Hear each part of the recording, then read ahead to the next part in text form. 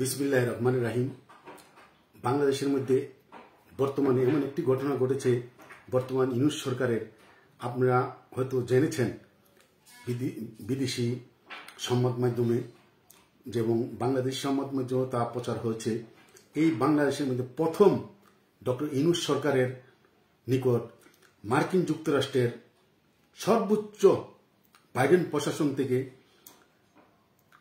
প্রশাসনের আমেরিকার জাতীয় নিরাপত্তা উপদেষ্টা জ্যাক সালিভান, তিনি বাংলাদেশের মানবাধিকার যে বিপর্যয় সে ব্যাপারে কিন্তু ডক্টর ইউনূসকে সরাসরি টেলিফোন করেছেন। জ্যাক সালিভান যে টেলিফোনটা করেছে আমেরিকার জাতীয় নিরাপত্তা উপদেষ্টা, সে কিন্তু সরাসরি বাইডেনের টেলিফোন করলে যেই সিস্টেম, এটাই বাইডেন তাকে দিয়ে টেলিফোন করেছেন সরাসরি ডক্টর ইউনূসের কাছে, যে বাংলাদেশের মানবাধিকার যে বিপর্যয় হচ্ছে এ ব্যাপারে তারা চিন্তিত। আচ্ছা, এটা গতকাল হয়েছে। আর গত সপ্তাহে কিন্তু আমেরিকার বিদেশ দপ্তরের মুখপাত্র বেদান্ত পাটাল, সেও কিন্তু গত সপ্তাহে বাংলাদেশের ব্যাপারে মানবাধিকার লঙ্ঘন হচ্ছে সে ব্যাপারে বাংলাদেশকে সতর্ক করেছি। তাই আমি যে কথাটি বলবো যে বাংলাদেশে বর্তমানে বাংলাদেশ সরকার, ডক্টর ইউনূস সরকার এই এমন একটি বিপর্যয়ের মধ্যে পৌঁছতে যাচ্ছে, সামনে কি আমাদের নির্বাচন হবে কি হবে না, দেশ কোথায় যাচ্ছে এ নিয়ে কিন্তু একটা রাজনৈতিক মহল একটা চিন্তিত। বিশেষ করে বিএনপি সবচেয়ে বেশি এখন চিন্তিত। বিএনপি আপনারা দেখেছেন, বিএনপির বর্তমান কার্যকলাপে আপনারা দেখছেন যে তারা কিন্তু অনেক চিন্তিত যে নির্বাচনটা কি হয় না।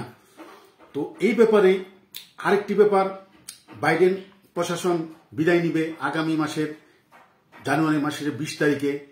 ডোনাল্ড ট্রাম্প তার ক্ষমতা বুঝে নিবে, নেওয়ার পর সেই প্রেক্ষাপটে এখন থেকেই ট্রাম্প তার প্রশাসন সাজিয়ে নিচ্ছে এবং কিভাবে সে সারা বিশ্বের সাথে কোন কোন দিকে তার দেশের জন্য কি করবে এবং কোন দেশের উপর তার কি থাকবে, এই পররাষ্ট্র বিষয়ক সবগুলো এখনই সে গুছিয়ে নিয়ে যাচ্ছে। তো সম্ভবত আগামীকাল ভারতের পররাষ্ট্রমন্ত্রী যে জয়শঙ্কর, তিনি 6 দিনের সফরে মার্কিন যুক্তরাষ্ট্রে যাচ্ছেন। তা আপনারা বুঝতে পারছেন কেন যাচ্ছেন, বর্তমানে বাংলাদেশের অবস্থা এবং বিশেষ করে চিন্ময় কৃষ্ণ এবং বাংলাদেশের মানবাধিকার যেভাবে লঙ্ঘন হচ্ছে। আর একটি ব্যাপার হচ্ছে বাংলাদেশের একজন উপদেষ্টা সে ভারতকে নিয়ে এমন একটি মন্তব্য করেছে, তার মতো একটা উঁচু লেভেলের সরকারি বাংলাদেশের উঁচু লেভেলের একজন উপদেষ্টা যদি এমন কথা বলতে পারে যে বাংলাদেশের পূর্ব দিকের আসাম, ত্রিপুরা, মিজোরাম এগুলাকে নিয়ে বাংলাদেশ, এগুলোকে নেওয়ার জন্য বাংলাদেশ সামনের দিকে এগিয়ে যাবে, কত বড় কথা। বর্তমান বিশ্বে এ ধরনের কথা কেউ এক রাষ্ট্রের বিরুদ্ধে এই ধরনের আক্রমণ করে এক রাষ্ট্রের অন্যান্য অঙ্গরাজ্যগুলো দখল করবে, এই ধরনের কথা একজন উপদেষ্টার মুখে কোনোভাবে বানান। এই নানান কিছু চিন্ময় কৃষ্ণ এবং বাংলাদেশের মানবাধিকার যেভাবে লঙ্ঘন হচ্ছে, এইসব ব্যাপার নিয়ে ভারত বাংলাদেশের যে সম্পর্ক, এই সম্পর্ক নিয়ে জয়শঙ্কর, ভারতের বিদেশমন্ত্রী যাকে পররাষ্ট্রমন্ত্রী বলা হয়, তিনি জয়শঙ্কর 6 দিনের সফরে যাচ্ছেন বাইডেন প্রশাসনের সাথে এবং ট্রাম্পের সাথে তিনি কথা বলবেন। তো এতটুকু বুঝতে পারছেন, আপনারা সবাই বুঝতে পারতেছেন যে দেশটি কোথায় যাচ্ছে, সামনে ইলেকশন কি হবে না। অনেকে বলতে পারেন বাংলাদেশের মানবাধিকার লঙ্ঘন, এটা সত্যি কথা নয়, কিন্তু আপনারা দেখেছেন গতকালই 7 জন লোক, বাংলাদেশি ইতিহাসে প্রথম চাঁদপুরে 7 জন লোকের গলা কেটে হত্যা করা হয়েছে। গত মাসে একজন মুক্তিযোদ্ধা, বাংলাদেশের গৌরবের যেই স্বাধীন হয়েছে, যে গৌরবের আমাদের বাংলাদেশের গৌরবের, যারা আমাদের গৌরবের সন্তান, তারা এই বীর মুক্তিযোদ্ধা, সেই এক মুক্তিযোদ্ধাকে আপনারা দেখছেন গত মাসে বরগুনাতে এক বিএনপি নেতা তাকে কিভাবে হ্যারাসমেন্ট করেছে। গত পরশুদিন কুমিল্লা 14 গ্রামে বাতাস ইউনিয়নে একজন আব্দুল হাই কানু নামের একজন মুক্তিযোদ্ধা বীর প্রতীক, তাকে জুতার মালা দিয়ে তাকে ঘুরানো হয়েছে এবং তাকে বাড়ি ছাড়া করা হয়েছে। এভাবে সারা বাংলাদেশে যারা মুক্তিযোদ্ধা তাদেরকে ফ্যাসিস্ট আওয়ামী লীগের দোসর বলে সারা বাংলাদেশে যেভাবে মুক্তিযুদ্ধের উপরে টর্চারিং করা হচ্ছে, তাদের বাড়ি ঘরে হামলা করা হচ্ছে, এমন একটি মানবাধিকার লঙ্ঘন হচ্ছে বাংলাদেশে। শুধু আওয়ামী লীগ নয়, আওয়ামী লীগের উপরে তো যা হচ্ছে এটা হতে হয়, এটা আমরা মেনে নিতে পারি, কিন্তু বিএনপি জামাতকে মারছে, জামাত বিএনপিকে মারছে, আবার সমন্বয়ককে মারছে, এভাবে হত্যাযোগ্য হচ্ছে। চারিদিকে সমন্বয়ক মারা যাচ্ছে, জামাতের কর্মী মারা যাচ্ছে, বিএনপি কর্মী মারা যাচ্ছে, আর আওয়ামী লীগ কর্মী তো তাদেরকে মক জাস্টিস এভাবে মারতে মারতে যে এই সংখ্যা কত দাঁড়িয়েছে।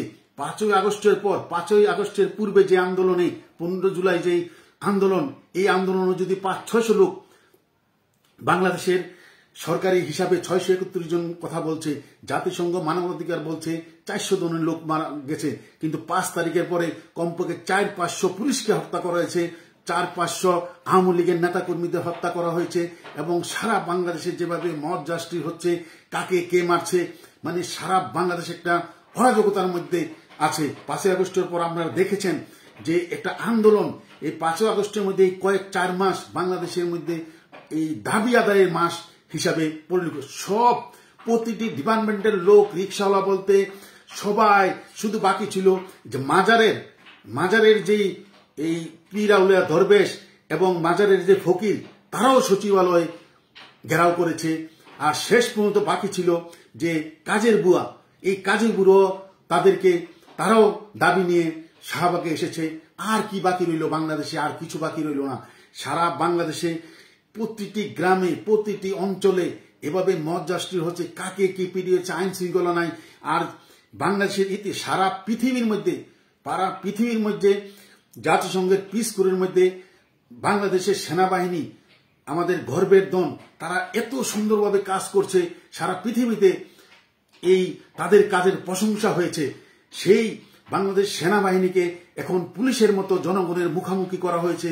আপনারা দেখেছেন বিভিন্ন জায়গায়, বাজারে, হাটে ঘাটে মাঠে এই সেনাবাহিনী জনগণের সাথে, পুলিশের কাজ করতে গিয়ে জনগণ সেনাবাহিনীর সাথে তর্ক করছে, সেনাবাহিনীকে নানান কটু কথা বলছে, যা বাংলাদেশের ইতিহাসে এমন ঘটনা কিন্তু কোনোদিন হয় নাই। এভাবে যদি আইন শৃঙ্খলা অবনতি হয়, তাহলে আমার মনে হয় এই 4-5 মাসের মধ্যে এই সরকার কোনো না কোনোভাবে বিদায় হতে হবে, তার কোনো আর রক্ষা নাই। আগামী মাসে ট্রাম্প 20 তারিখে শপথ নিলে এরপরে বাংলাদেশের উপর যে কি একটি স্টিম রোলার চালানো হবে, এই সরকার কিন্তু ঠিকই সরকার বুঝতে পারছে, কিন্তু আমাদের সমন্বয়করা তা বুঝতে পারতেছে না। ইলেকশন তো এটা পরের কথা। বাংলাদেশ আওয়ামী লীগকে বাদ দিয়ে বাংলাদেশের মধ্যে নির্বাচন হবে, জাতীয় সংসদ নির্বাচন, এটা পাগলও বিশ্বাস করে না। কিন্তু সমন্বয়করা যে ধরনের কথাবার্তা বলছে যে আওয়ামী লীগকে সারা বাংলাদেশের মধ্যে নির্বাচনের মধ্যে আওয়ামী লীগ এবং জাতীয় পার্টি 50% ভোট তাদের, এই 50% ভোটকে বাদ দিয়ে বাংলাদেশের মধ্যে নির্বাচন হবে। আর বাংলাদেশ ছাত্রলীগ এই উপমহাদেশের, দক্ষিণ এশিয়ার এই উপমহাদেশের সবচেয়ে বড় গণতন্ত্রের ছাত্র সংগঠন, এই সংগঠনকে নিষিদ্ধ করে বাংলাদেশে একটি নির্বাচন হবে। আমি আমার এই ছোট্ট মুখে বলতে পারি 300 আসনের মধ্যে যেই নৈরাজ্য হবে, তাদের এই আন্ডারগ্রাউন্ড থেকে ছাত্রলীগ যে নৈরাজ্য করবে, 300 আসনে নির্বাচন করাই সম্ভব হবে না। তাই এখনো শুধু সুবুদ্ধি উদয় হোক আওয়ামী লীগকে নিয়ে।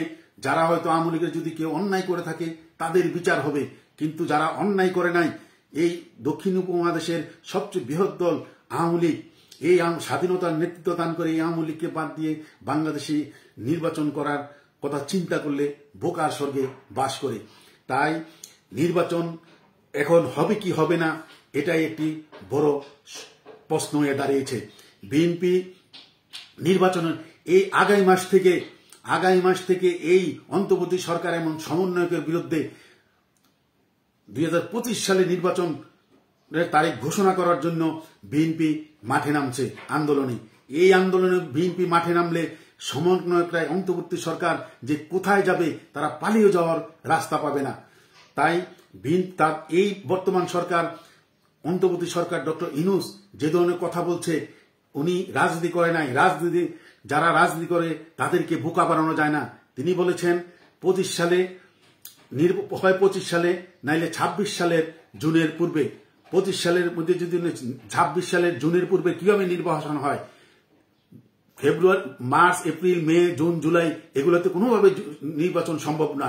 নির্বাচন হতে হলে নভেম্বর, ডিসেম্বর, জানুয়ারি, ফেব্রুয়ারি এর মধ্যে হতে হয়। তাই আগামী জুন মাসে, 26 সালের জুন মাসে তো কোনোভাবে নির্বাচন এই বর্ষার সময় হতে পারে না। 26 সালের লাস্টে হতে পারে, নভেম্বর, ডিসেম্বর, জানুয়ারিতে।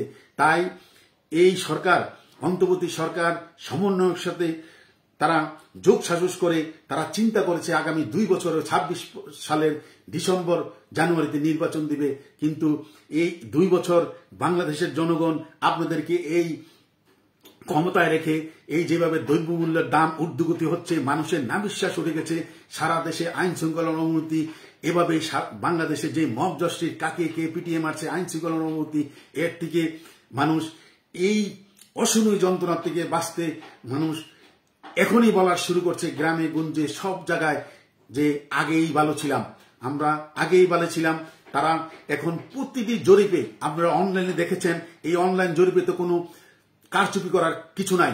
এই অনলাইন জরিপ, যতগুলো জরিপ হচ্ছে, প্রত্যেকটি জরিপে তারা এভাবে করছে যে আপনারা কি সামনে ইলেকশনে বিএনপিকে চান, জামাতকে চান, না নতুন সমন্বয়করা যে দল করছে তাদেরকে চান, না আওয়ামী লীগকে চান। প্রতিটি জরিপে আওয়ামী লীগ বিপুল ভোটে আওয়ামী লীগ এগিয়ে আছে। সবাই, বেশিরভাগ মানুষই বলছে আমরা আবার আওয়ামী লীগকে চাই, শেখ হাসিনাকে চাই। তাই এই সরকার যে এই সমন্বয়কদের কথা শুনে যেই ফাঁদে পা দিয়েছে, তারা কিন্তু পালিয়ে যাওয়ারও রাস্তা পাবে না। তাই এখনো যদি তাদের সুবুদ্ধি হয়, তাহলে আগামী নির্বাচন, খুব সহসা নির্বাচনের তারিখ ঘোষণা আগামী 25 সালের নভেম্বর, ডিসেম্বর, জানুয়ারিতে নির্বাচনের তারিখ ঘোষণা করে এবং আওয়ামী লীগকে নির্বাচনে রেখে একটা সুষ্ঠু নির্বাচন দিয়ে যারা চলে যেতে পারে, তখনই বাংলাদেশের একটি সুস্থ পরিবেশ ফিরে আসবে। আর এই বর্তমান সরকার এই 4 মাসে বাংলাদেশকে যেই খাদের কিনারায় নিয়ে গেছে, আগামী যেই সরকারে আসুক, আগামী 20 বছরও বঙ্গবন্ধু কন্যা শেখ হাসিনা যেভাবে রেখে গেছিল এই দেশটাকে, আগামী 20 বছরও সেই জায়গায় বাংলাদেশ আর যেতে পারবে না। তাই সবার শুভবুদ্ধি হোক এবং আওয়ামী লীগকে বাদ দিয়ে যদি কোনো নির্বাচনের ছক এঁকে থাকে, তাহলে তারা কিন্তু সবচেয়ে বড় ভুল করবে। এই দেশটাকে আর খাদের কিনারায় নিয়ে যেন না। আপনাদের কাছে অনুরোধ থাকবে, বাংলাদেশ থেকে বঙ্গবন্ধু কন্যা, বঙ্গবন্ধু শেখ মুজিবুর রহমান একটি সারা পৃথিবীতে 9 মাসের যুদ্ধের নেতৃত্ব দিয়ে তিনি একটি আমাদেরকে স্বাধীন দেশ দিয়ে গেছে। তারই কন্যা বঙ্গবন্ধু কন্যা শেখ হাসিনা ডিজিটাল বাংলাদেশ, আগামী 20-25 বছর পরে আমরা ইউরোপের একটি ছোট্ট দেশের মতো হয়ে যেতাম। এইখান থেকে আপনারা একটা চক্রান্ত করে বঙ্গবন্ধু কন্যা শেখ হাসিনাকে দেশ থেকে বিতাড়িত করে আজকে দেশকে পঙ্গু করে দিয়েছেন। আপনারা বলছেন 60,000 কোটি টাকা শেখ হাসিনা 60,000 কোটি টাকা ছাপিয়ে দেশকে একটি অস্থিতিশীল করেছে। 16 বছরে 60,000 কোটি টাকা ছাপিয়েছে। আর আপনারা 3 মাসের মধ্যে 1200 কোটি টাকা ছাপিয়ে 12,000 কোটি টাকা ছাপিয়ে আপনারা এই 12,000 কোটি টাকা ছাপিয়েছেন। এরপরে আবার 1200 কোটি টাকার কোনো হদিশ পাওয়া যাচ্ছে না। তাই দেশটাকে আর অধঃপতনের দিকে নেন না। তাই বঙ্গবন্ধু কন্যা শেখ হাসিনাকে, আওয়ামী লীগকে বাদ দিয়ে আপনারা ইলেকশন করবেন, সে কথা যদি চিন্তা করেন, তাহলে আপনারা সব জীবনের সবচেয়ে বড় ভুল করবেন। অবশ্যই আল্লাহর রহমতে আগামী 1 বছরের মধ্যে বঙ্গবন্ধু কন্যা শেখ হাসিনা 81 সালে যেভাবে এসেছিল বীরের বেশে, সেই বীরের বেশে আবার আসবে। সারা বাংলাদেশের আপামর জনগণ তাকে নিয়ে আসবে। এ কথা বলে আমার কথা এখানে শেষ করছি। জয় বাংলা, জয় বঙ্গবন্ধু, জয় হোক বাংলার মেহনতি মানুষের।